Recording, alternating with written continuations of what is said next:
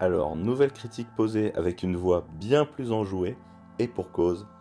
Enfin, oui, enfin, je suis heureux avec le sourire aux lèvres en sortant du cinéma. Merci Spielberg. Les critiques pour ce nouveau film semblent toutes unanimes. Alors, est-ce un consensus mérité ou non? Eh bien, un grand oui, vraiment. Pour la petite histoire, et c'était très drôle, je ne suis pas allé dans mon cinéma habituel, type gros complexe parisien, quoi, mais dans un vieux cinéma de quartier, donc en totale adéquation avec le film. J'étais malheureusement parti pour le voir en VF, et bien encore une fois, belle surprise, c'était en VO. Et enfin, j'étais super bien placé, avec personne devant moi, bref, c'était vraiment la séance nickel. Donc toutes les étoiles étaient alignées, et franchement, quelle baffe. Comme pour beaucoup de monde, Spielberg est mon réalisateur favori, aux côtés de Night Shyamalan et David Fincher. Réalisateur qui m'a fait clairement le plus rêver gamin, et Jurassic Park, comme beaucoup de personnes de ma génération, a été une telle claque, et cela reste mon film préféré aux côtés de Sixième Sens. Et s'il nous a sorti tous les chefs-d'œuvre que l'on connaît, ben moi pour ma part j'étais de plus en plus sceptique, voire déçu par ses dernières réalisations. Contrairement à la majorité des gens et des critiques que j'ai pu lire, moi j'ai vraiment détesté, mais alors détesté au plus haut point, Ready Player One, que j'ai trouvé d'un intérêt quasi nul, doublé d'une direction artistique abominable et d'un scénario franchement proche du néant. Son remake de West Side Story, même si je l'ai trouvé très beau graphiquement, son rajout ultra maladroit d'une personne dite transgenre était totalement hors de propos et en fait surtout complètement raté dans l'exécution. C'est surtout ça le problème. Alors, la petite histoire du film, c'est donc deux gangs rivaux de New York dans les années 60 et cette dernière version du film nous rajoute une fille voulant absolument intégrer les gangs. Alors, why not, c'est plutôt intéressant. L'idée en soi, ok, pourquoi pas, mais le traitement était vraiment raté. En fait, on la voyait stalker comme ça les personnes du gang, les regarder de côté, se cacher, puis les suivre. En fait, on avait juste l'impression de voir une malade mentale prête à violer le premier venu. En fait, c'était vraiment ultra creepy et je trouve que ça desservait complètement le propos. Enfin bref, tout ça pour dire que je n'étais pas le plus emballé avec son cinéma. Et là, mon Dieu, quel bonheur, la magie opère à nouveau. Cela faisait des années que je n'étais pas autant enthousiaste pour un film. Je crois vraiment qu'il fait partie de mon top 3 du réalisateur, franchement. Alors, par où commencer par ce chef-d'œuvre qui, je trouve, est vraiment parfait de bout en bout. Je vous avais prévenu que je trouve grognon de Last of Us était parti et que maintenant, c'est vraiment le sourire aux lèvres que je vous parle de ce film. Que ce soit la réalisation, le rythme, l'ambiance générale, les détails, le discours, tous les clins d'œil, on est vraiment sur un très grand film de cinéma. Pour vous dire, il m'a tellement marqué que sans avoir pris aucune note, j'arrivais vraiment à me rappeler de chaque scène. Tous ces détails, ils sont inscrits et c'est vraiment dingue. Donc le film commence par la famille Fableman qui emmène son petit garçon au cinéma. Alors pour la première fois, et celui-ci n'est pas tranquille, mais ce sera pour lui la plus grande découverte dans la vie. Et déjà, la réalisation de Spielberg est impeccable. Malgré le film passé qui est maintenant désuet évidemment, on sent combien c'est impressionnant pour les spectateurs et particulièrement pour le petit garçon. Mais les parents vont alors penser que celui-ci est traumatisé, mais c'est tout l'inverse. On a déjà cette dualité entre le père scientifique, très cartésien, qui rêve pour son fils une vie d'ingénieur, et sa mère qui, tout l'inverse, est dans les étoiles, une artiste à 100%. Et cela se matérialise aussi parce que son père explique la persistance rétinienne, comment marche le cinéma, etc. Et sa mère, elle, est dans le rêve, dans autre chose. Et en fait, c'est super intéressant ces deux mondes qui se confrontent et en même temps qui s'aident également. Et Spielberg, c'est vraiment le mélange de tout ça. La famille que l'on découvre autour du repas des fêtes est ultra attachante, que ce soit la grand-mère avec son caractère très fort et les petites mais totalement craquantes pendant tout le film. Alors par contre, dès le départ avec le tonton Benny, on voit que Spielberg pose les cartes. Et on se rend compte que la grand-mère veille sur la situation de la famille. Pour les fêtes, on voit que le petit reçoit tous les wagons pour son train électrique. Le père est à mille lieues de comprendre l'intérêt de son fils. Et le rapport avec la mère est très différent et tellement beau. C'est très fort et Spielberg le met si bien en scène. En parlant de mise en scène, j'ai adoré tous les petits détails que l'on aperçoit déjà. Comme par exemple lorsqu'il monte le train électrique, la première scène se passe dans le reflet d'une télévision. Ou alors la position de la caméra qui met vraiment en valeur la puissance de la locomotive. Et le regard ensuite ébahi de la mer. C'est juste magnifique. Et ce rapport avec l'accident de train rappelle également d'autres films, comme par exemple Super 8 qu'il avait produit. Enfin, il y a vraiment des choses excellentes. Le petit ensuite se prend au jeu et filme ses sœurs, et ces scènes sont un tel plaisir à voir. Toute la salle rigolait à plein poumon. Quel bonheur, vraiment c'était génial. Ensuite, le jeune Fableman est maintenant adolescent et essaye de trouver de l'argent pour monter son film. Alors, petit clin d'œil avec la réalisation de Spielberg et ses films de monstres, et on aura comme ça, encore une fois, plein d'autres clins d'œil. On les retrouve ensuite à vélo, regardez les filles, il fait beau, les jeunes sont magnifiques, les voitures étincelantes. On est vraiment dans l'Amérique rêvée et fantasmée au travers de la caméra. Bonjour, retour vers le futur. Le jeune Sam est alors avec ses amis, en train de filmer une nouvelle scène pour son western, et celui-ci n'est pas convaincu. Il faut aller plus loin, il faut que ce soit plus réaliste, il faut toujours se dépasser.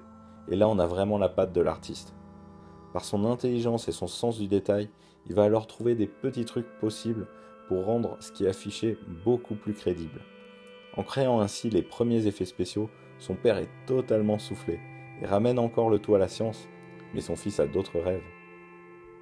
Sa mère aussi en avait d'autres, mais on sent déjà qu'elle est coincée avec cette vie, avec son mari, avec ses enfants.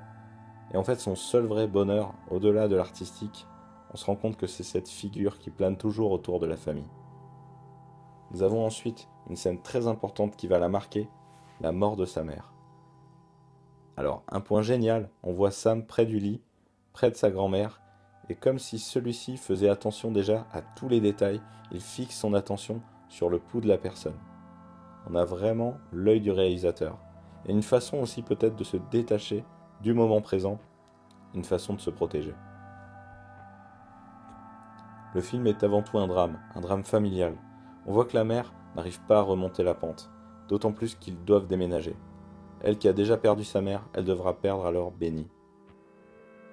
Nouvelle scène alors extraordinaire, où on la voit prendre les 3 enfants et les mettre en voiture et partir à la chasse à la tornade. Bonjour Twister. La mise en scène est géniale, parce qu'on a vraiment l'impression de se retrouver sur un plateau de cinéma avec tous les effets spéciaux. Il y a vraiment quelque chose de magique dans cette réalisation. Finalement, toute la petite famille part avec Benny. Les petites dans la famille sont toujours aussi mignonnes, et Spielberg, vraiment, il a un truc pour filmer les enfants et savoir les diriger. Ils sont alors en camping, et on sent déjà le rapprochement, avec nos yeux d'adultes, de la mère et de Benny. S'ensuit une scène assez surréaliste, magnifique. On voit sa mère danser devant les phares de la voiture. Est-ce l'artiste qui s'exprime? En fait, on la sent presque à moitié folle comme ça, à danser à moitié nue. Et le père et l'ami qui la regardent. Et le malaise, en fait, s'empare aussi des enfants et de la petite qui veut cacher sa mère et ne comprend pas. En fait, elle a un rapport sensible aux choses. Et il y a un souci, elle le sent, mais elle ne sait l'exprimer et ne le comprendre réellement. Et ça, c'est tellement bien amené, je trouve, par Spielberg. Le fils prépare alors le montage de son prochain film pour l'école, mais le père lui demande, désespéré, de faire un film justement de ce camping, un film de famille, et de laisser tomber son hobby. Le père en fait est toujours en décalage avec les envies du fils. On pourrait ne pas comprendre pourquoi il insiste comme ça à ce point, au point de tout vouloir faire dans l'instant, mais on sent que ce dernier est à la limite, il sent qu'il perd sa femme. Et là, on est sur une scène magistrale. La scène du montage nous montre petit à petit tous les indices, en avançant, en reculant. Il y a vraiment quelque chose de Minority Report, lorsqu'on voit Tom Cruise de la même manière avoir un contrôle sur le temps, et là Spielberg fait la même chose, c'est un parallèle incroyable. Et la mise en scène avec la caméra qui tourne autour du personnage, comme Minority Report, c'est juste parfait. Est-ce que je vous avais dit que j'avais adoré ce film? Bref, le monde s'écroule pour Sam. S'il n'a pas de contrôle sur cette vie, il en aura dans les films où il peut réparer les choses. Et la scène de tournage de l'école, d'ailleurs, est à la fois très amusante et touchante. Et le film qu'il veut faire renvoie forcément à tous les films de Spielberg, et notamment les films de guerre, Le Soldat Ryan en tête. J'ai oublié de parler également du grand-père qui, justement, par sa folie artistique, s'est éloigné de la famille et l'a forcé en fait à vivre en marge. Il lui annonce alors que les vrais artistes sont en deuil avec la famille, et une famille qui ne peut pas les suivre. Il sera toujours incompris, il fera toujours du mal autour de lui car c'est un éternel égoïste. Et c'est une scène particulièrement touchante et qui fait écho à beaucoup. S'en vient ensuite une scène avec une énorme dispute entre Samuel, qui n'arrive pas à garder en fait ce secret, et cette mère artistique, égoïste d'une certaine manière. Et en fait, ce qui est vraiment génial, c'est qu'il va la placer face à sa culpabilité, seule dans une pièce, à regarder la vérité. Qu'est-ce que c'est fort et puissant, et tellement intelligent. C'est tellement touchant quand elle sort. Samuel, désemparé, lui explique qu'il gardera ce secret. Il ne veut pas détruire sa famille, et il ne veut pas la détruire elle, elle qu'il aime plus que tout au monde. Et lorsqu'ils doivent repartir une nouvelle fois en Californie, la mère là va vraiment perdre son amant. On voit que l'intégration est très difficile pour Sam. Je trouve qu'on voit comment le harcèlement est réalisé, l'antisémitisme. Je trouve que c'est plutôt juste en fait également. Et ça m'a renvoyé à quelques scènes où j'ai pu subir également quelques mauvaises situations. Il rencontre aussi son premier amour, une fille catholique convaincue et qui est tellement drôle. C'est fou combien Spielberg vise juste dans tous les domaines avec ce film. Le drame, la comédie, enfin c'est génial. Nous étions tous hilares dans la salle. J'adore ce genre de film justement qui arrive à nous transporter du rire aux larmes. Vraiment, t'as juste envie de te dire vive le cinéma. Sam présente ensuite son film au bal de l'école. Juste après s'être fait larguer par sa copine et se rend compte qu'en fait rien ne marche aussi bien que dans les films. Et justement, il met en scène son bourreau de façon à contrôler les choses, les arranger. Enfin, c'est ce que j'avais dit avant, quoi. Et la réaction du gars est vraiment très étonnante. Il est complètement déstabilisé, complètement perdu. Il n'avait plus le contrôle sur lui-même. Et le réalisateur, en fait, l'a déformé comme il le voulait. En fait, il en perd son identité. Bref, c'est un point très intéressant. Et on voit la puissance, justement, du cinéaste. Qu'est-ce que c'est drôle quand il lui promet que, de toute façon, il ne dira rien. Ou alors, sauf peut-être, en faisant un film. On retrouve ensuite la petite famille qui découvre leur nouvelle maison au travers les yeux d'une caméra. Et tout le monde semble ravi, c'est juste extraordinaire. Sauf la mère qui, à un moment donné, en face cam, semble te dire que non, y a un vide, il y a un problème. J'en avais pas encore parlé jusque-là, mais c'est fou combien les acteurs sont tous hallucinants. Paul Dano, bien sûr, mais Michelle Williams est hallucinante. Et franchement, le petit Sam, Gabriella Bell, est juste génial. Les parents ensuite expliquent la situation aux enfants, que tout va changer, et je trouve que la réaction de la petite est tellement touchante de vérité. C'est vraiment incroyable ce que Spielberg a réussi à faire avec ses enfants et toute cette émotion. Non, la mère ne peut plus vivre dans le mensonge, s'oublier comme ça. C'est très dur. Encore une fois, c'est beau parce qu'il n'y a pas de bon ou de méchant. On se rend compte que tout est plus subtil. La dernière scène, on voit Sam un an plus tard dans ses années fac à Hollywood avec son père et c'est également très intéressant. Et franchement, le film m'a beaucoup touché aussi parce que j'étais partagé justement entre les sciences et les domaines artistiques, je pense comme beaucoup de monde. Ma mère m'a poussé énormément à continuer mes études pour être ingénieur et moi qui adorais découvrir, qui adorais apprendre, qui était curieux de tout, il y avait une certaine logique. Et par ailleurs, les gens de ma génération, c'était indispensable de faire des longues études pour avoir un boulot stable. Et c'était la seule solution pour nos parents, pour que leurs enfants soient heureux. Je vois que les choses ont tellement évolué là-dessus et franchement c'est tant mieux. Parfois je suis vraiment triste que personne m'ait poussé en se rendant compte combien j'étais beaucoup plus tourné vers l'artistique, le dessin, la création. Et même si au final après des années j'ai pu retrouver ce chemin, je pense que j'ai perdu malheureusement beaucoup d'années. Après, rien n'est perdu et ça nous permet aussi de nous construire. Et la dernière scène, quand il rencontre John Ford, joué par le grand David Lynch, est tellement drôle. Et on voit justement, à la fin, en partant, qu'il a bien appris sa leçon. Toujours le bon point de vue. Alors, on a pu reprocher à Spielberg avec ce film de se faire une autobiographie très positive, pleine de bons sentiments. Eh bien, moi je trouve pas au contraire. Je trouve qu'il est resté humble, il a su mettre de la distance, et il n'est pas en train de se mettre en avant de façon surexposée. C'est simplement un film pour les amoureux du cinéma, évidemment les amoureux du cinéma de Spielberg, et quand bien même, l'autobiographie, pourquoi elle serait cantonnée en fait au livre? C'est intéressant, je trouve, que justement, on ait une autobiographie, mais de cinéma. Et comme je le disais, il met beaucoup de distance avec ses personnages par rapport à lui-même, ses références et son histoire. Il y a plein de références que je n'avais pas nommées.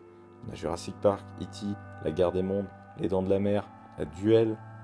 Bref, c'est juste génial. Et vraiment, je trouve qu'il est jamais lourd et c'est toujours bien amené et de façon assez subtile.